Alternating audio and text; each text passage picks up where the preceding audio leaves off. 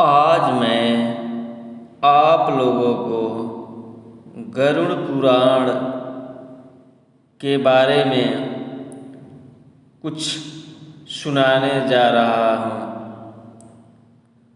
पहले मैं गरुड़ पुराण का प्रस्तावना के बारे में आप लोगों को सुनाऊंगा। गरुड़ पुराण हिंदू धर्म के प्रसिद्ध धार्मिक ग्रंथों में से एक है।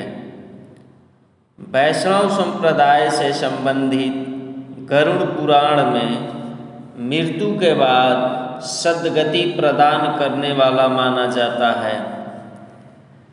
इसलिए सनातन में मृत्यु के बाद गरुड़ पुराण के श्रवण का प्रावधान है। इसी के अधिष्ठात्र देव भगवान विष्णु है। 18 पुराणों में गरुड़ महापुराण का अपना एक विशेष महत्व है, क्योंकि इसके देव स्वयं भगवान विष्णु माने जाते हैं।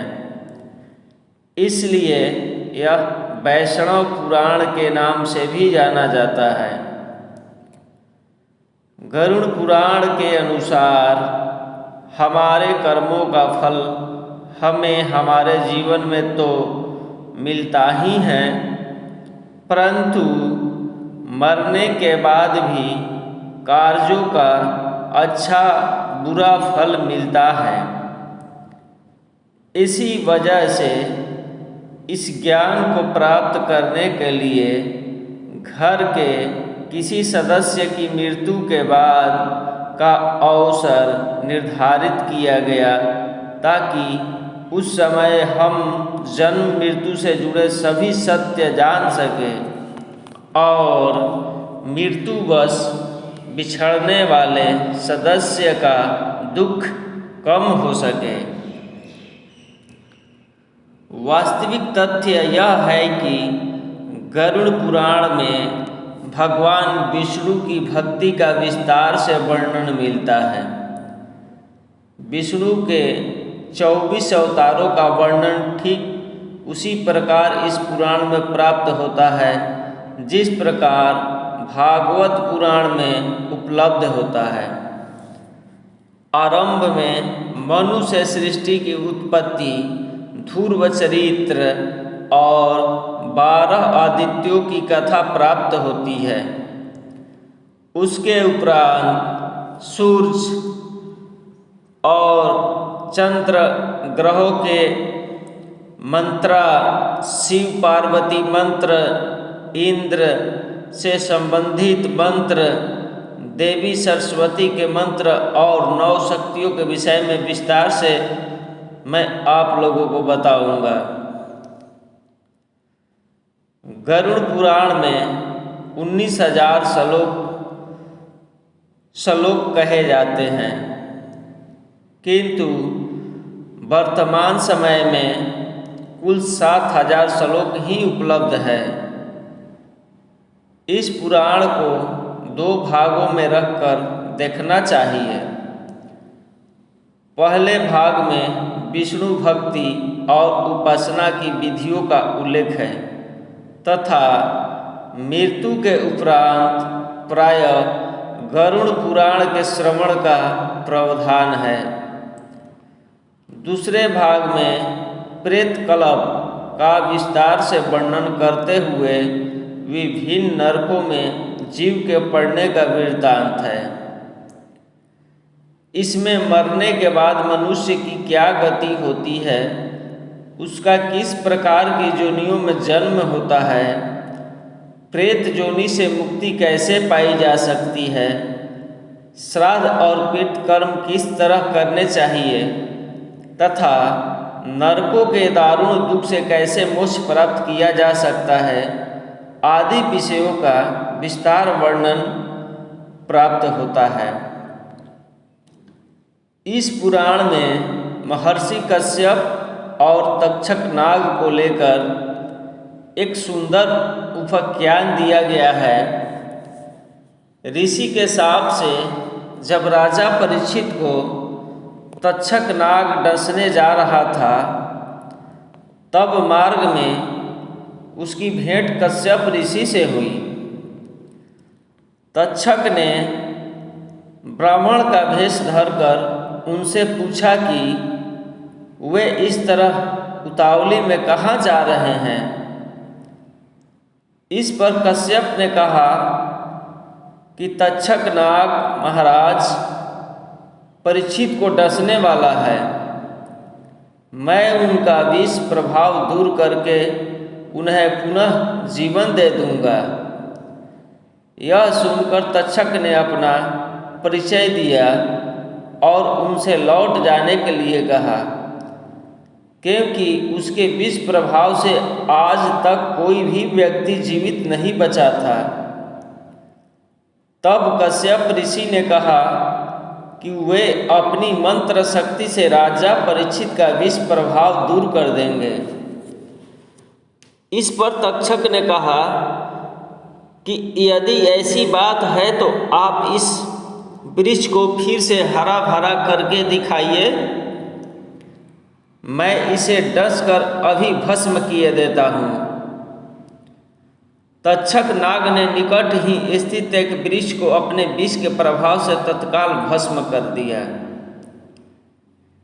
इस पर कश्यप ऋषि ने उस वृक्ष पर की भस्म एकत्र की और अपना मंत्र फूंका।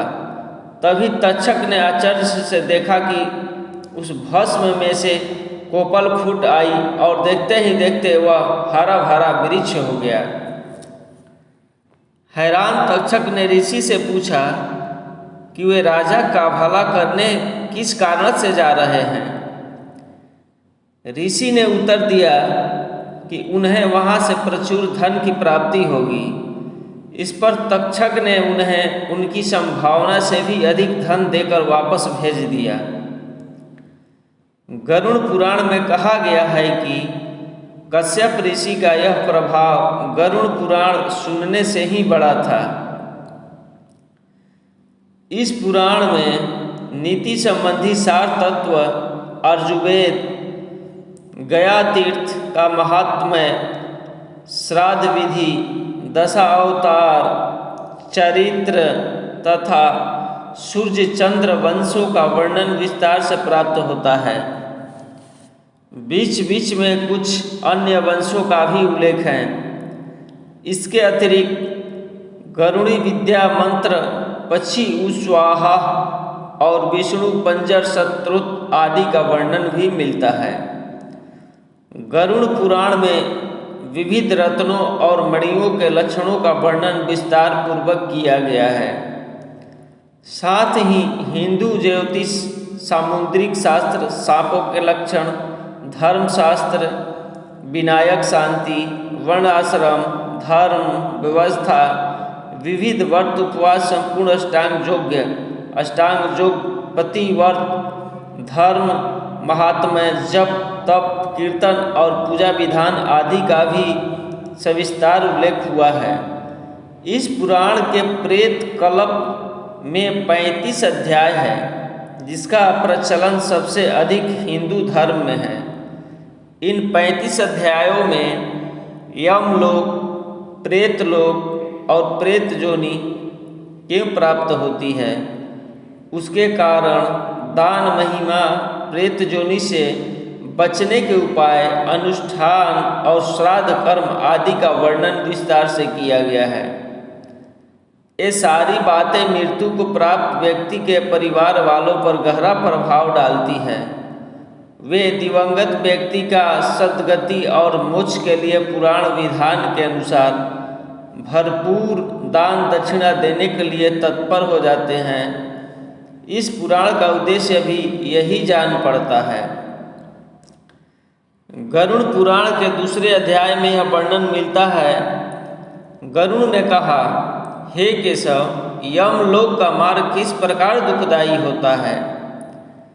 पापी लोग वहाँ किस प्रकार जाते हैं, मुझे बताएं। भगवान बोले, हे गरुड़, महान दुख प्रदान करने वाले यम मार्ग के विषय में मैं तुमसे बता रहा हूँ।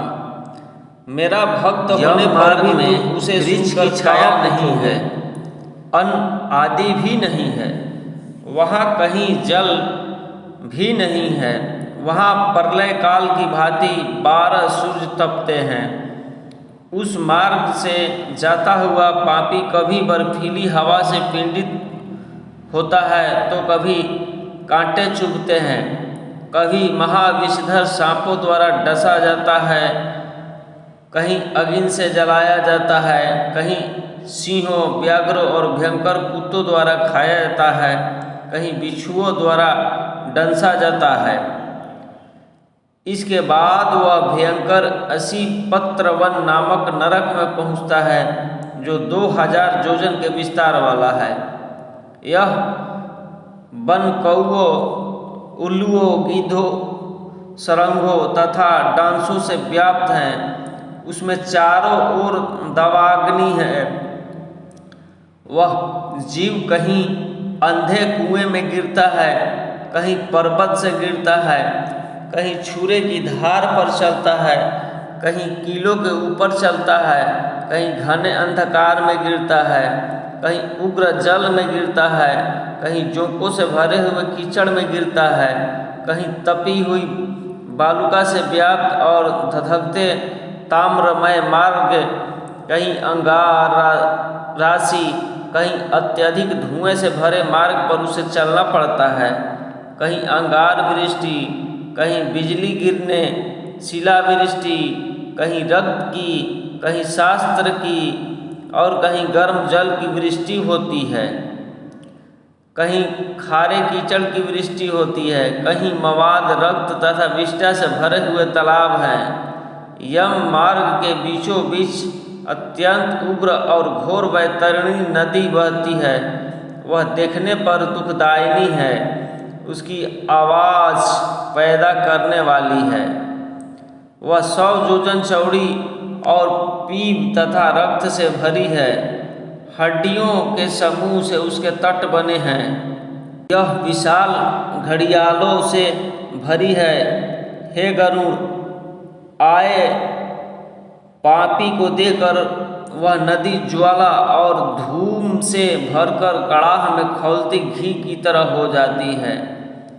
यह नदी सुई के समान मुख वाले भयानक कीड़ों से भरी है।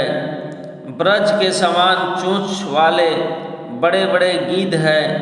इसके प्रवाह में गिरे पापी हे भाई, हाँ पुत्र, हाँ तात कहते हुए विलाप करते हैं। भूख प्यास से व्याकुल हो पापी रक्त का पान करते हैं।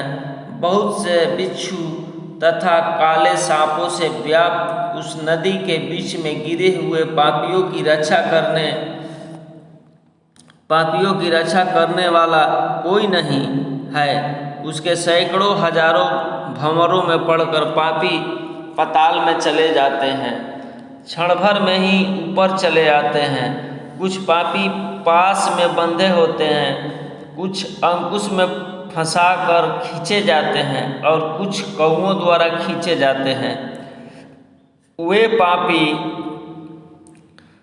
गर्दन, हाथ, पैरों में जंजीरों से बंधे होते हैं। उनके पीठ पर लोहे के भार होते हैं। अत्यंत घोर यमदूतों द्वारा मुगदरों से पीटे जाते हुए रक्त बमन करते हैं तथा बमन किए रक्त को पीते हैं। इस प्रकार 17 दिन तक वायु वेग से चलते हुए 18वें दिन वह प्रेत सौम्यपुर में जाता है।